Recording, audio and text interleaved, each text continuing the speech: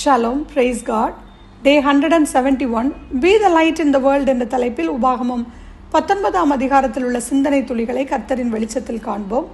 உபாகமம் 19ஆம் அதிகாரத்திலே அடைக்கல பட்டணங்களை குறித்தும் சொத்து தொடர்பான உரிமைகளை குறித்தும் கற்பனைகள் எத்தனை ஒரு முக்கியமானவைகள் என்பதை குறித்தும் அறியாமையிலே இருக்கும் மக்களுக்கு தேவனுடைய அக்கறையை குறித்து சொல்லப்படுகிறதை நாம் பார்க்கலாம்.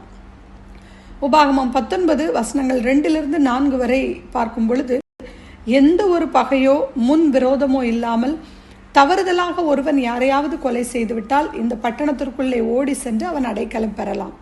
பெரும் கூட்டமாக அவனை பின்தொடர்ந்து வருகிறவர்களோ மரித்து போனவர்களின் உறவுகளோ வெகுண்டு எழுந்தால் இவனை கொலை செய்ய முடியாது.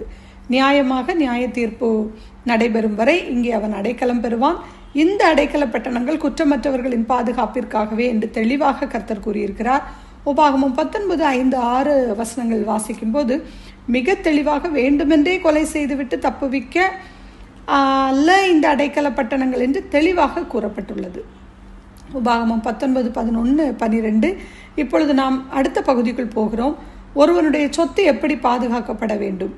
உபாகமம் 19:14. இங்கே வாசிக்கும் போது, முன்னோர்கள் குறித்திருக்கிற பிறனுடைய எல்லையை ஒற்றி போடாயாக, அதற்கு மதிப்பு கொடுக்க வேண்டும், ஆனால் அதை மாற்றக்கூடாது. உபாகமம் 19:15.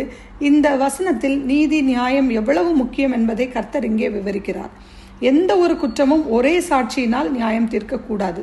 வழக்காடுகிற இருவரும் கர்த்தருடைய சந்நிதியில் ஆசாரியர்களுக்கும் நியாய தீர்ப்புகளுக்கும் முன்பாக வந்து நின்று விசாரணை செய்யப்பட்டு, சாட்சி கள்ள சாட்சி அது தன் சகோதரன் மேல் அபாண்டமாய் குற்றம் சாட்டினான் என்று கண்டால் தன் சகோதரனுக்கு செய்ய நினைத்தபடியே செய்யப்பட்டு இவ்விதமாய் தீமையானது இஸ்ரவேலை விட்டு நீக்கப்பட்டதாக நாம் வாசிக்கிறோம். இதைத்தான் வசனம் 16-20 வரை வாசிக்கலாம். உபாகமம் 19:21 வசனத்தில் இதுதான் கற்பனை அல்லது கட்டளை. இதில் எந்த விதமான இரக்கமும் கிடையாது, ஆனால் நாம் கர்த்தருக்கு நன்றி செலுத்த வேண்டும்.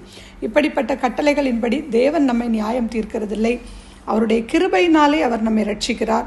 கட்டளைகளின்படி நம்மை ரட்சிக்க வேண்டும் என்றால் நிரந்தரமாக தூரம் போனவனாக இழந்தவனாக தான் காணப்படுவேன். அவருடைய கட்டளைகளுக்கும் எதிர்பார்ப்புகளுக்கும் நம்மால் வாழ முடியாது. அந்த சட்டம் கற்பனை என்றால் அது சட்டம்தான். இயேசு கிறிஸ்து கற்பனைகளின்படி அந்த தண்டனையை பெற்றுக்கொண்டதால் தான் நமக்கு மன்னிப்பு கிடைத்தது. இயேசு கிறிஸ்து இரத்தத்தை தெளித்தபடியினால் நியாயாசனம் கிருபாசனமாக மாறிவிட்டது. அவர் நம் தண்டனையை ஏற்றுக்கொண்டு நியாயப்பிரமாணத்தின் எதிர்பார்ப்பு நிறைவேற்றப்பட்டது. இப்பொழுது அவர் மேலான அந்த அளவிடப்படாத கிருபையினாலே தேவன் பாவிகளாகிய நம்மை ரட்சிக்கிறார். நாம் இதை உணர்ந்தவர்களாய் கர்த்தருக்கு நன்றி சொல்வோம். ஆமீன். நாம் ஜெபிப்போம்.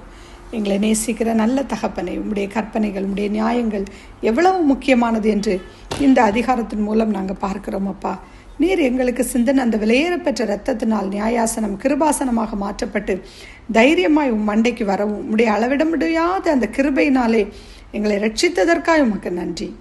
பொறுப்பெடுத்துக் கொள்ளுங்கப்பா. துதி கனம் மகிமை அனைத்தும் உமக்கே செலுத்தி இயேசுவின் இன்ப நாமத்தில் துதிக்கிறேன் எங்கள் ஜீவனுள்ள நல்ல பரமபிதாவே.